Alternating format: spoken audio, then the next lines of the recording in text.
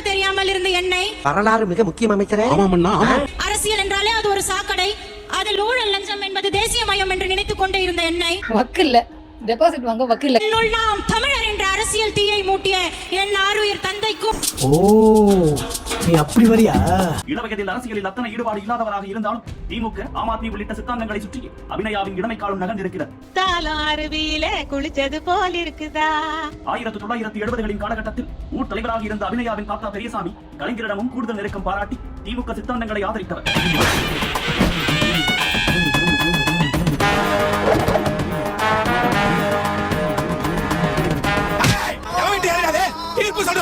அண்ணன் தண்ணி விட மாட்டோம். நீதிடா ஏற்படா ஓய்படா.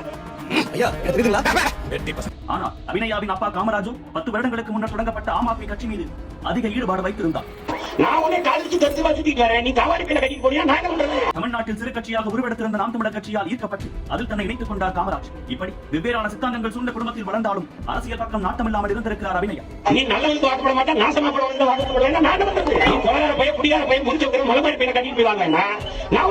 அபிநயாவின் அரசியல் பார்வையிலும் பல மாற்றங்கள் ஏற்பட்டன. ஆரம்பத்தில் பாமக கொள்கைகளின் மீது இருந்த ஈர்ப்பு காலப்போக்கில் அதன் சில நடவடிக்கைகளால் அவரது ஆர்வம் பாமகவில் இருந்து குறைய தொடங்கியது. நான் மதிக்கக்கூடிய, நான் பேரன்பு செலுத்தக்கூடிய என்னுடைய அண்ணன் அன்புமணி அவர்கள் பேசினது எனக்கு மிகப்பெரிய வருத்தம் அளிக்குது. நாம் தமிழர் கட்சி இவரின் கண்களில் தென்பட்டிருக்கிறது. சிறிது காலம் கட்சியின் கொள்கைகள், நடவடிக்கைகள், சித்தாந்தங்களை கவனித்தவர் இறுதியில் 2019 தன்னை கட்சியின் அடிப்படை உறுப்பினராக இணைத்துக் கொண்டார்.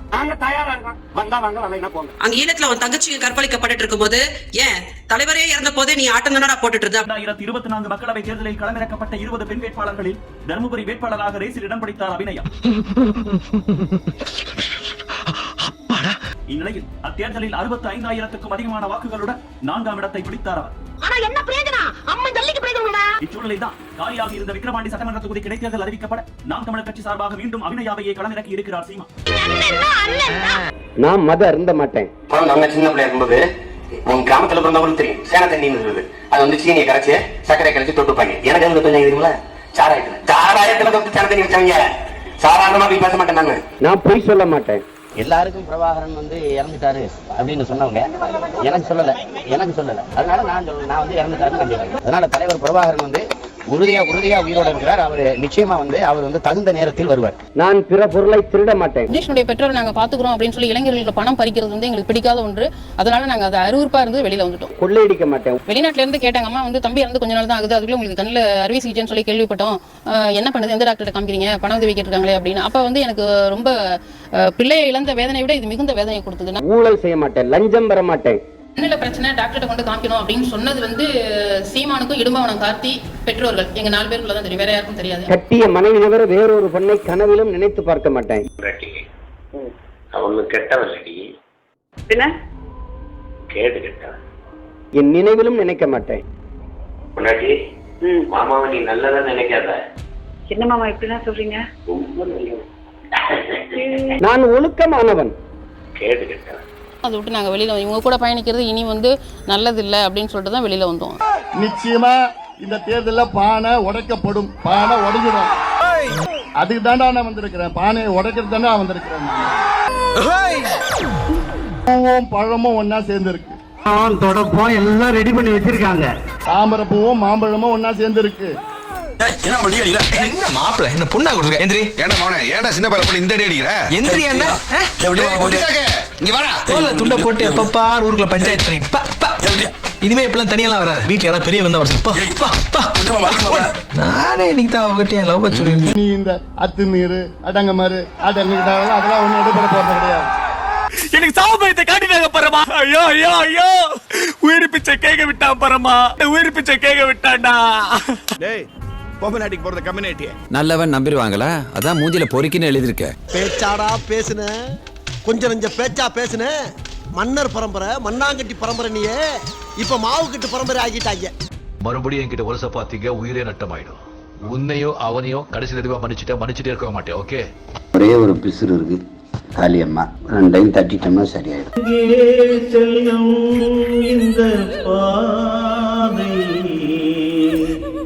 உடனே வீடியோ போட்டு நடிச்சிட்டாங்கன்னு ஊடகம் கூட பரப்பிட்டு இதை வச்சு வசூலை போட்டுக்கிட்டு சுய விளம்பரத்தை பரப்பிக்கிட்டு செருப்பு கழட்டி அடிச்ச தேடியாப்பில் வெட்டி விட வேணாவனே.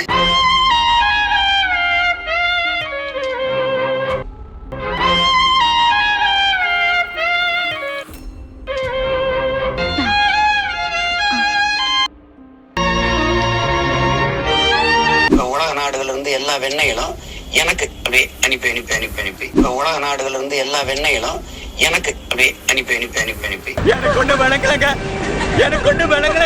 இப்ப உலக நாடுகள்ல இருந்து எல்லா வெண்ணைகளும் எனக்கு அப்படியே அனுப்பி அனுப்பி அனுப்பி அனுப்பி யூடியூப் புரோட்டஸ் இந்த அகரம் மனோஜ் இவங்களுக்குலாம் எனக்கு என்ன நோய் நான் என்ன பண்ணேன்? தப்பு பண்ணிட்டே சிங்காரம், தப்பு பண்ணிட்டே.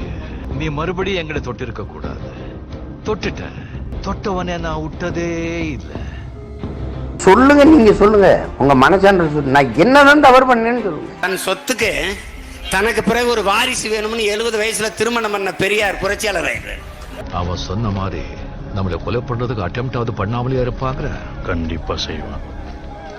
கன்னியாகுமரிக்கு சீமான் வந்தால் சமாதி கட்டுவோம். கெட்டுடா, வந்து கட்டு, வந்து கட்டு. அவன் ஏதாவது செய்யுங்க, அவனை கொன்னிருங்க. எல்லா சீட்டோட கிளப் எல்லாத்துலயுமே இல்லீகலா என்ன நடக்குதோ இது தலைமைக்கு தெரியுமா? தலைமைக்கு தெரியும். இவங்க வாங்குற யார் வாங்கினா அவங்க சேல் 50% தலைமை. இந்த மாதிரி எங்களுக்காக போராட்டம் சொல்லிட்டு போராட்டம் பண்ணீங்க, கடைசியில் பார்த்தா எங்களுக்கே தெரியாம 1 லட்சம் நீங்க வாங்கி போயிட்டீங்கட்டாங்க.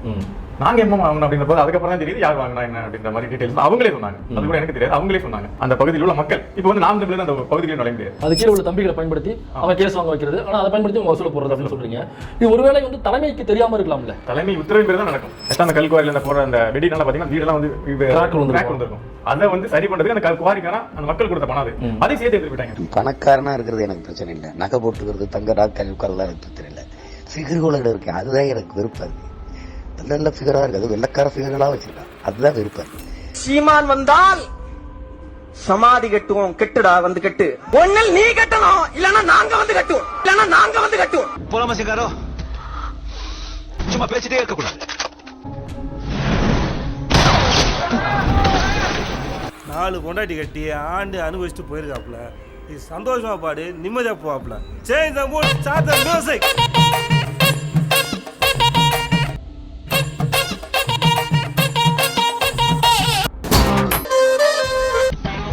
அடடே எப்போதீங்க? Okay okay, thanks. காலை இழுத்து உயர நினைச்சா கேட்ட பயசாரிடியா இடிக்கும். நன்றி நண்பர்களே, அப்புறம் பேசுறேன்.